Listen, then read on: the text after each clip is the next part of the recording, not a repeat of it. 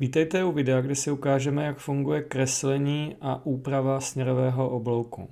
Směrový oblouk se kreslí v části směrový motiv příkazem nový oblouk.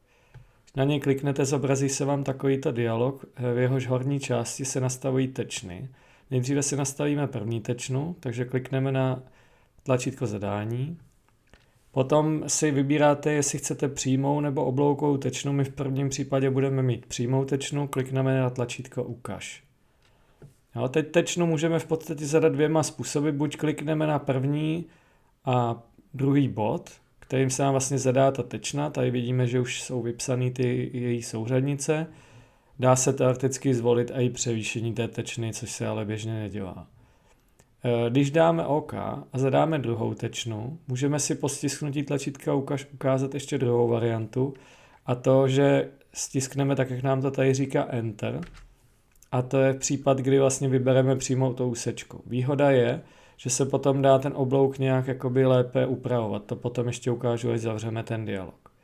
Tak dále se zadává rychlost, já si zadám třeba 50 km za hodinu, poloměr, já si zadám třeba 300 km za hodinu, 300 metrů a potom se zadává typ převýšení, v mém případě si zadám DN1, nicméně můžu to potom přepsat i ručně tu hodnotu, nebo si můžu zadat nedostatek převýšení. Tady obecně všechny ty pole, co jsou aktivní, fungují, takže když nějaké přepíšete a pak kliknete někam jinam, tak ty ostatní se přepočítají. Jo. Například bych si dal nedostatek 100 a když kliknu na to převýšení, tak vidíte, že se mi to vlastně dopočítá, takže to převýšení je 0. Jo, pokud bych to chtěl se zpátky, dám zase DN1 a zase se mi to vrátí. Potom bych zadával jednu druhou přechodnici, v tom mém případě je nechám stejné, nicméně můžu si tady klidně zvolit tu druhou přechodnici třeba nějak jinak dlouho. Vidíte, že potom, co kliknu někam jinam, tak se to přepočítá a funguje to. Stejně tak můžu zadávat i tak, že bych tam žádné přechodnice neměl, to se dělá tady v tom rozklikávacím poli pro délku, kdy normálně se délka přechodnice rovná délce vzestupnice. To znamená, že tady se mi nastaví automaticky strmost 10V a podle toho se mi pak dopočítá i délka té přechodnice.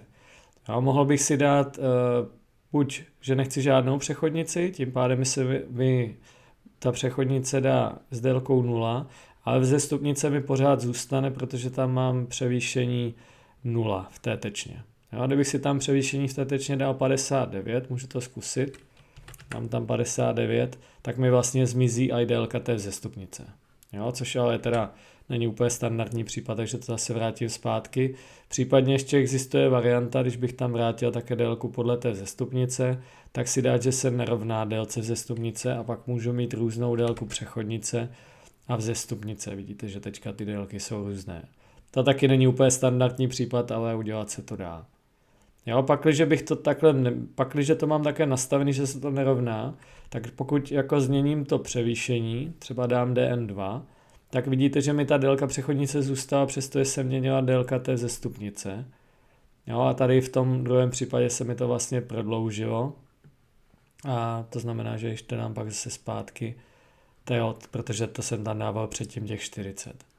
Jo, takže já tam teďka můžu to vrátit zase zpátky, dám tam těch 10V, tady si to taky dám a mělo by to být zase tak, jak to bylo předtím. Ještě tam je i součitel změny nedostatku převýšení, takže ten můžu když tak potom nastavovat taky a potom ta strmost ze stupnice, ta se vypisuje jenom takhle informativně. Zároveň bych mohl si hrát i tady s těmi tlačítky dole, kdy to první vlastně dělá to, že se mi vlastně vypne to nastavování té druhé přechodnice a to znamená, že použijí parametry té první přechodnice i pro tu druhou. Případně by se dalo nastavit přechodnicový oblouk, na to když kliknu, tak se mi potom dopočítá přechodnice tak, jako kdyby ten oblouk neměl žádnou kružnicovou část. To když odkliknu, tak mi tam teda ta délka zůstane, takže bych tam pak zase musel vrátit tu strmost 10V, abych tam měl tu původní vzestupnici. Případně bych mohl nastavit oblouk typu točka, to potom asi ukážu později. Ještě poslední věc, co jsem zapomněl vpravo nahoře, v tom dialogu se dá zadat nějaké číslo toho oblouku, takže já můžu dát třeba 1, nicméně to by se objevovalo jenom někde v popisu. Není to potřeba vyloženě vyplňovat.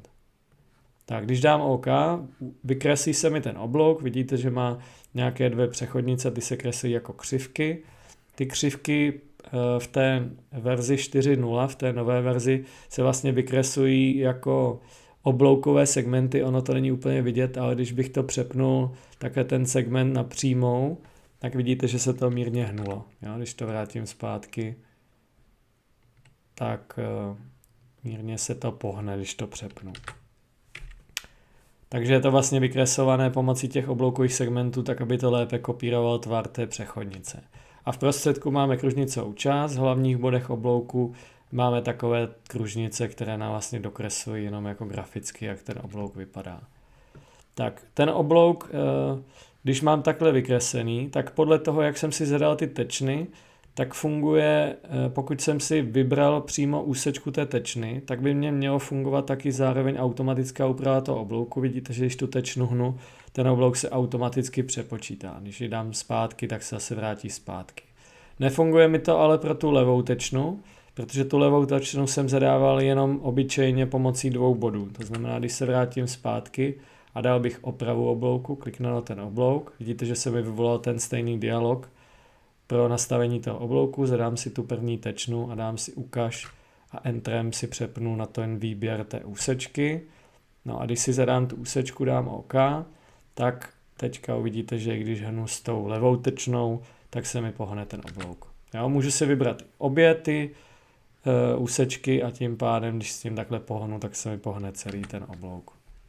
Nicméně, takže takhle obecně funguje práce s tím obloukem. Ještě je jedna důležitá věc k tomu oblouku, nebo spíš 2 věci. První je ta točka. Když si zapnu parametry toho oblouku, přepnu si to na točku, vidíte, že se mi výrazně zvětší délka toho oblouku. A to je kvůli tomu, že on se mi vlastně přepne na tu druhou stranu, to znamená, jde jakoby vlastně od té první tečny k té druhé, takhle jakoby kolem středu té kružnice. Jo, točka vlastně znamená, že ta kružnice, nebo ten oblouk, který se vykreslí, má větší úhel než pí. Jo, takže v tomhle případě by to vypadalo takhle. Tak, potom ta druhá důležitá věc, pokud bych ten stejný oblouk nakreslil tady dolů, můžu dát v podstatě opravu oblouku a jenom si přepnout na ty spodní tečny.